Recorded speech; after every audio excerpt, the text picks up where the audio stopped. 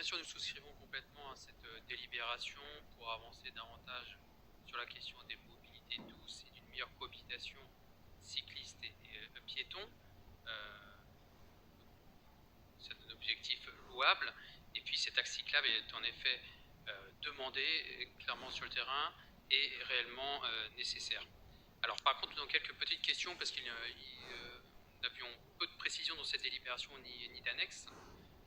Tout d'abord sur la sécurisation des travaux et notamment savoir si des impacts seront rencontrés en termes de stationnement et d'accès au bac également, puisque c'est très important, sur le fonctionnement également du marché de bassin et à cet égard, s'il y avait des conséquences qui pourraient être néfastes pour les commerçants du marché ou environnant, pensez-vous prendre quelques mesures de soutien?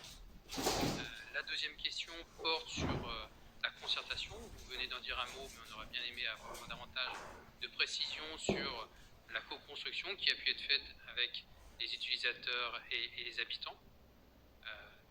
Alors j'avais également une question sur l'axe Saint-Herblain-Couëron via la Chabossière, mais on a eu quelques éléments de réponse, donc on attendra plus de précisions sur la sécurisation de cette voie où un accident mortel s'est produit d'ailleurs il y a peu de temps, qui permettra également de désenclaver les petits villages environnants.